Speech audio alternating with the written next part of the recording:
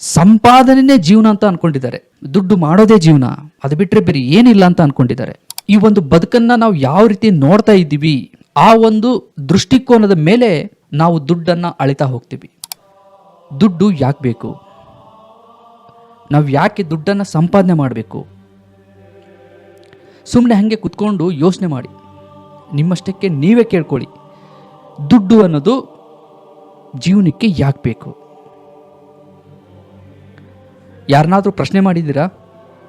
ಅಕಸ್ಮಾತ್ ಇದ್ರ ಬಗ್ಗೆ ಏನಾದ್ರು ಪ್ರಶ್ನೆ ಮಾಡಿದರೆ ಹುಚ್ಚ ಅಂತ ಅನ್ಕೊಂತಾರೆ. ಆದರೆ ಇದ್ರ ಬಗ್ಗೆ ಸ್ವಲ್ಪ ಡೀಪಾಗಿ ಯೋಚನೆ ಮಾಡಿದರೆ, ನಾವು ಯಾವುದಕ್ಕೆ ಹೆಚ್ಚಾಗಿ ಒದ್ದಾಡ್ತಾ ಇದ್ದೀವೋ ಅದು ತುಂಬ ಚಿಕ್ಕ ವಿಷಯ ಅಂತ ನಮಗೆ ಗೊತ್ತಾಗುತ್ತೆ. ದುಡ್ಡು ಯಾಕೆ ಬೇಕು ಅಂತ ಕೇಳಿದರೆ ಒಬ್ಬೊಬ್ಬರದು ಒಂದೊಂದು ಥರ ಉತ್ತರ ಇರುತ್ತೆ. ಕೆಲವರು ಹೇಳ್ತಾರೆ, ಇಲ್ಲ ದುಡ್ಡಿದ್ರೆ ನಾನು ಬಿಸ್ನೆಸ್ ಮಾಡ್ತೀನಿ. ಇನ್ನು ಕೆಲವರು ಹೇಳ್ತಾರೆ, ಅದರಿಂದ ನಾನು ದೊಡ್ಡ ಮನೆ ಕಟ್ಟಿಸ್ಬೋದು. ಇನ್ನು ಕೆಲವರು ಹೇಳ್ತಾರೆ, ಇಲ್ಲ ನಾನು ಕಾರ್ ತೊಗೋಬೇಕು, ಅದು ಇದು ಮತ್ತೊಂದು. ಹೀಗೆ ಒಬ್ಬೊಬ್ಬರು ಒಂದೊಂದು ರೀತಿಯಲ್ಲಿ ಹೇಳ್ತಾ ಹೋಗ್ತಾರೆ. ಆದರೆ ವಾಸ್ತವದಲ್ಲಿ ದುಡ್ಡು ಅನ್ನೋದು ಯಾಕೆ ಬೇಕು? ಮುಖ್ಯವಾಗಿ ಯಾಕೆ ಬೇಕು ದುಡ್ಡು ಅನ್ನೋದು? ಈ ಒಂದು ಬದುಕನ್ನು ನಾವು ಯಾವ ರೀತಿ ನೋಡ್ತಾ ಇದ್ದೀವಿ, ಆ ಒಂದು ದೃಷ್ಟಿಕೋನದ ಮೇಲೆ ನಾವು ದುಡ್ಡನ್ನು ಅಳಿತಾ ಹೋಗ್ತೀವಿ. ನೋಡಿ, ಬದುಕೋಕೆ ಮುಖ್ಯವಾಗಿ ಏನು ಬೇಕು ಅಂದರೆ, 3 ಹೊತ್ತು ಊಟ, ಹಾಕ್ಕೊಳ್ಳೋಕ್ಕೆ ಬಟ್ಟೆ, ಆಶ್ರಯಕ್ಕೆ ಒಂದು ಜಾಗ, ಮತ್ತು ಹೀಗೆ ಸಣ್ಣ ಪುಟ್ಟ ವಸ್ತುಗಳು ಬೇಕಾಗ್ತವೆ ವ್ಯಕ್ತಿಗೆ. ಸಾಮಾನ್ಯ ವ್ಯಕ್ತಿ ಬದುಕಲಿಕ್ಕೆ ಇಷ್ಟು ಬೇಕೇ ಬೇಕು. ಇದ್ರ ಮೇಲೆ ನೀವು ಯೋಚನೆ ಮಾಡಿದರೆ, ಅಂದರೆ ಬದುಕಲಿಕ್ಕೆ ದುಡ್ಡು ಬೇಕು ಅನ್ನೋ ಒಂದು ದೃಷ್ಟಿಕೋನದಿಂದ ನೀವು ಯೋಚನೆ ಮಾಡಿದರೆ, ದುಡ್ಡು ಅನ್ನೋದು ಏನೊಂದು ಮ್ಯಾಟ್ರೇ ಅಲ್ಲ ಹೇಳಬೇಕಂದ್ರೆ. ಯಾಕಂದ್ರೆ ನೋಡಿ, ಯಾರು ಸುಮ್ಮನೆ ಅಂತರೂ ಇರೋದಿಲ್ಲ. ಒಂದಲ್ಲ ಒಂದು ರೀತಿಯಲ್ಲಿ ಕೆಲಸ ಮಾಡ್ತಾನೆ ಇರ್ತಾರೆ, ದುಡ್ಡನ್ನು ಸಂಪಾದನೆ ಮಾಡ್ತಾನೆ ಇರ್ತಾರೆ. ಅಂದರೆ ಎಲ್ಲರ ಕೈಯಲ್ಲಿ ದುಡ್ಡಿರುತ್ತೆ, ಎಲ್ಲರೂ ಸರಳವಾಗಿ ಬದುಕಬಹುದು.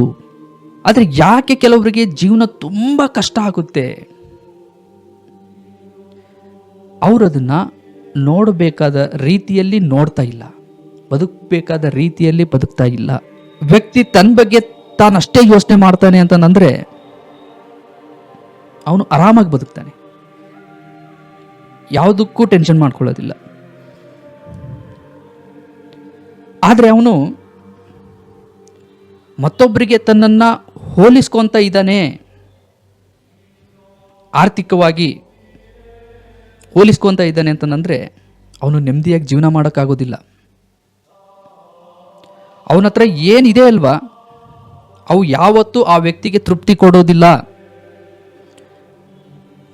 ಅವನ ಹತ್ರ ಎಷ್ಟು ದುಡ್ಡಿದ್ರೇನು, ಯಾವ ಕೆಲಸ ಇದ್ರೇನು, ಅದು ಯಾವುದೂ ತೃಪ್ತಿ ಕೊಡೋದಿಲ್ಲ. ಇಷ್ಟೆಲ್ಲ ಏನಕ್ಕೆ ಮಾಡ್ತಾನೆ ಅಂದರೆ, ತಾನು ತೃಪ್ತಿಯಾಗಿರಬೇಕು, ನೆಮ್ಮದಿಯಾಗಿರಬೇಕು ಅನ್ನೋದಕ್ಕೋಸ್ಕರ ತಾನೆ. ಅದನ್ನು ತನ್ನಲ್ಲಿ ಬಿಟ್ಟು ಬೇರೆ ಕಡೆ ಎಲ್ಲ ಹುಡುಕ್ತಾನೆ. ಆಗ ಅವನು ಭಾವಿಸ್ತಾನೆ, ಹೌದು, ಜೀವನದಲ್ಲಿ ದುಡ್ಡು ಅಂದರೆ ತುಂಬಾನೇ ಮುಖ್ಯ. ನೆಮ್ಮದಿ ಬಿಟ್ಬಿಡ್ತಾನೆ, ಸಣ್ಣ ಪುಟ್ಟ ಸಂತೋಷನೂ ಬಿಟ್ಬಿಡ್ತಾನೆ, ತನ್ನವರು ಅನ್ನೋರು ಜೊತೆಯಲ್ಲಿ ಇರ್ತಾರೆ ಅವ್ರನ್ನೂ ಬಿಟ್ಬಿಡ್ತಾನೆ, ಸಂಬಂಧಗಳನ್ನು ಬಿಟ್ಬಿಡ್ತಾನೆ. ಅಷ್ಟೇ ಯಾಕೆ, ತನ್ನನ್ನು ತಾನೇ ಬಿಟ್ಬಿಡ್ತಾನೆ, ದುಡ್ಡಿನ ಮೇಲೆ ಫೋಕಸ್ ಮಾಡ್ತಾನೆ. ನೋಡಿ, ನಮಗೆ ಅವಶ್ಯಕತೆ ಯಾವುದಿದೆಯೋ ಅದಕ್ಕೆ ನಾವು ದುಡಿಬೇಕು, ಬೇಡ ಅಂತಲ್ಲ. ನಾನಿದನ್ನು ನಿಮಗೆ ಡಿಮೋಟಿವೇಟ್ ಮಾಡೋಕ್ಕೆ ಹೇಳ್ತಾ ಇಲ್ಲ. ಆದರೆ ಕೆಲವೊಬ್ರು ಏನು ಅನ್ಕೊಂಡಿದ್ದಾರೆ ಅಂತಂದರೆ, ಸಂಪಾದನೆನೇ ಜೀವನ ಅಂತ ಅನ್ಕೊಂಡಿದ್ದಾರೆ. ದುಡ್ಡು ಮಾಡೋದೇ ಜೀವನ, ಅದು ಬಿಟ್ಟರೆ ಬೇರೆ ಏನಿಲ್ಲ ಅಂತ ಅನ್ಕೊಂಡಿದ್ದಾರೆ. ನೋಡಿ, ಸಂಪಾದನೆ ಅನ್ನೋದೇನಿದೆಯಲ್ವಾ, ಇದು ಜೀವನದ ಒಂದು ಭಾಗ, ಅದೇ ಜೀವನ ಅಲ್ಲ. ಇವಾಗ ಅದೇ ಜೀವನ ಅಂತ ಯಾಕೆ ಆಗ್ತಾ ಇದೆ ಅಂತಂದ್ರೆ, ವ್ಯಕ್ತಿಗೆ ಎಲ್ಲದಕ್ಕೂ ಕಾಂಪಿಟೇಷನ್. ಇವಾಗ ನೋಡಿ, ನೀವು ಯಾವುದೋ ಒಂದು ಕೆಲಸಕ್ಕೆ ಹೋಗ್ತಾ ಇರ್ತೀರ, ಅದು ತುಂಬ ದೂರ ಇರುತ್ತೆ, ನಿಮಗೆ ಟೈಮ್ ಸಾಕಾಗೋದಿಲ್ಲ.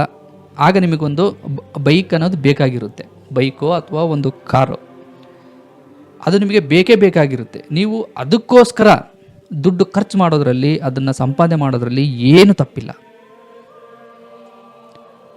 ಆದರೆ ಬೇರೆಯವರು ಮಾಡ್ತಾ ಇದ್ದಾರೆ, ನಿಮಗದು ಅವಶ್ಯಕತೆ ಇರೋದಿಲ್ಲ, ನೀವು ಅದನ್ನು ತಗೊಳ್ಳೋಕ್ಕೆ ಹೋಗ್ತಾ ಇದ್ದೀರಾ ಅಂತಂದರೆ ನೀವು ಅಲ್ಲಿ ಸಿಕ್ಕಾಪಟ್ಟೆ ತೊಂದರೆಗೆ ಸಿಕ್ಕಾಕೊಂತೀರಾ. ನಿಮ್ಮ ಹತ್ರ ಇಲ್ಲದೇ ಇರೋ ಶ್ರೀಮಂತಿಕೆಯನ್ನು ನೀವು ತೋರಿಸೋಕೆ ಶುರು ಮಾಡ್ತೀರಾ.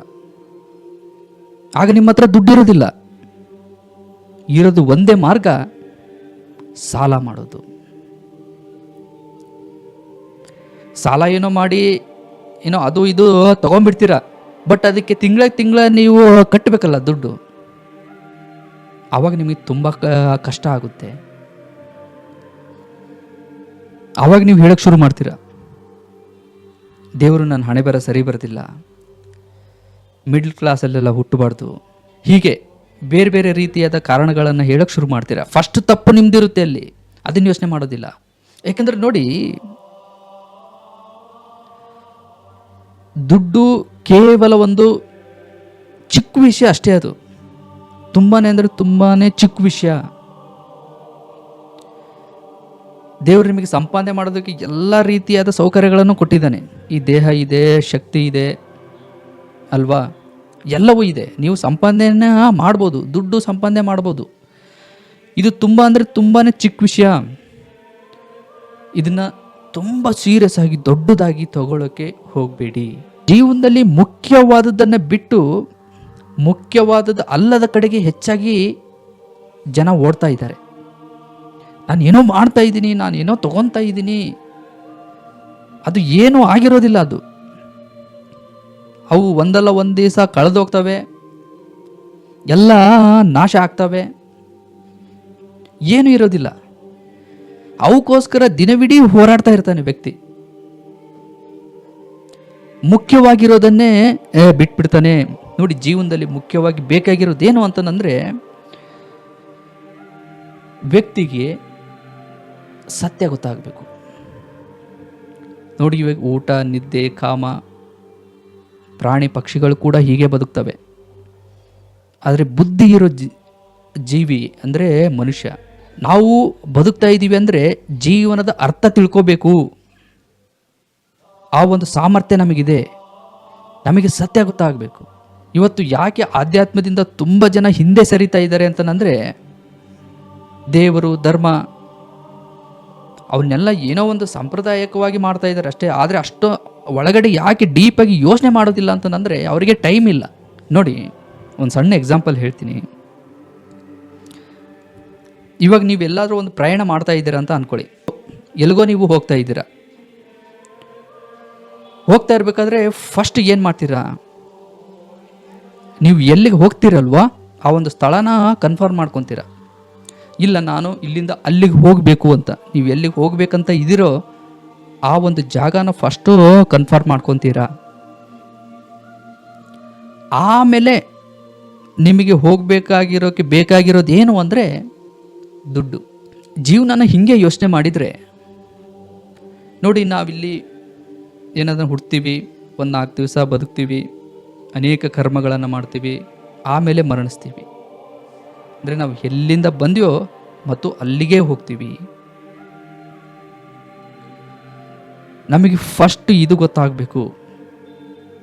ಪ್ರಯಾಣದಲ್ಲಿ ಹೇಗೆ ಟಿಕೆಟ್ ಬೇಕೋ ಅದೇ ರೀತಿಯಲ್ಲಿ ನಾವಿಲ್ಲಿ ಜೀವನ ಮಾಡ್ತಾ ಇದ್ದೀವಿ ಅಂತಂದರೆ ಈ ದುಡ್ಡು ಅನ್ನೋದೇನಿದೆಯಲ್ವ, ಇದು ಒಂದು ಟಿಕೆಟ್ ಥರ. ಏನಾದಂದರೆ ಸಂಪಾದನೆ ಮಾಡಬೇಕು, ಬೇಡ ಅಂತ ಅಲ್ಲ. ಆದರೆ ಮುಖ್ಯವಾದ ನಮ್ಮದು ಉದ್ದೇಶ ಏನಾಗಿರಬೇಕು ಅಂತಂದರೆ, ನಾವು ಜೀವನನ ಮುಗಿಸಿ ಎಲ್ಲಿಗೆ ಹೋಗ್ತೀವಲ್ವ ಅದು ನಮ್ಮದು ಟಾರ್ಗೆಟ್ ಆಗಿರಬೇಕು. ನೋಡಿ, ಹಾಗೆ ಸುಮ್ಮನೆ ಯೋಚನೆ ಮಾಡಿ. ಪ್ರಕೃತಿ ನಮಗೆ ಏನೆಲ್ಲ ಸೌಕರ್ಯಗಳನ್ನು ಮಾಡ್ತಾ ಇದೆ, ಭಗವಂತ ನಮಗೆ ಏನೆಲ್ಲ ಸೌಕರ್ಯಗಳನ್ನು ಕೊಟ್ಟಿದ್ದಾನೆ ಬದುಕಲಿಕ್ಕೆ. ಸೂರ್ಯನಿಂದ ಬೆಳಕು ಬರ್ತಾ ಇದೆ, ಭೂಮಿಯಿಂದ ಆಹಾರ, ಉಸಿರಾಡೋಕ್ಕೆ ಗಾಳಿ, ಮತ್ತು ನಮ್ಮದೊಂದು ದೇಹ, ಕಣ್ಣು, ಕಿವಿ, ನಮ್ಮದೊಂದು ಹಾರ್ಟ್ ಬೀಟು, ಹಗಲು ರಾತ್ರಿ, ಇವೆಲ್ಲ ವ್ಯವಸ್ಥೆ ಇದ್ದಾವೆ. ಭಗವಂತ ಇವನ್ನೆಲ್ಲ ವ್ಯವಸ್ಥೆ ಮಾಡಿದ್ದಾನೆ. ಈ ಒಂದು ವ್ಯವಸ್ಥೆದ ಅಡಿಯಲ್ಲಿ ಬದುಕ್ತಾ ಇದ್ದೀವಿ ಅಂತಂದರೆ ನಮ್ಮ ಬದುಕು ಇಲ್ಲಿ ಹೇಗಿರಬೇಕು? ಹುಟ್ಟಿದಾಗಿಂದನೇ ನಮ್ಮಲ್ಲಿ ಗುಣಗಳಿಟ್ಟಿದ್ದಾನೆ ಭಗವಂತ. ಪ್ರೀತಿ, ಕರುಣೆ, ದಯೆ, ನ್ಯಾಯ, ಇವುಗಳನ್ನು ಉಪಯೋಗಿಸಿ ನಾವು ಬದುಕಬೇಕು. ಆಗ ಮಾತ್ರ ಮನುಷ್ಯನ ಜೀವನಕ್ಕೆ ಒಂದು ಸಾರ್ಥಕ ಆಗೋದು. ಇವುಗಳ ಬಗ್ಗೆ ಯೋಚನೆ ಮಾಡೋದಕ್ಕೆ ಒಂದು ಸ್ವಲ್ಪ ಟೈಮ್ ತಗೊಳ್ಳಿ. ಬರೀ ದುಡ್ಡೇ ಜೀವನ ಅಲ್ಲ, ದುಡ್ಡು ಬೇಕು, ಆದರೆ ಅದೇ ಜೀವನ ಅಲ್ಲ. ಅದಕ್ಕಿಂತ ಉನ್ನತವಾಗಿ ಬದುಕಬೇಕಾಗುತ್ತೆ. ಅದಕ್ಕಿಂತ ಉನ್ನತವಾಗಿ ಇನ್ನೂ ಹೆಚ್ಚಾಗಿ ಯೋಚನೆ ಮಾಡಬೇಕಾಗುತ್ತೆ ಮನುಷ್ಯ ಅನ್ನೋನು. ಕೇವಲ ಭೌತಿಕ ಸುಖಗಳಿಗೆ, ವಸ್ತುಗಳ ಬಗ್ಗೆ ಯೋಚನೆ ಮಾಡಿದರೆ ವ್ಯಕ್ತಿ ಅಂತಿಮ ಸತ್ಯವನ್ನು ತಲುಪೋಕ್ಕೆ ಆಗೋದಿಲ್ಲ.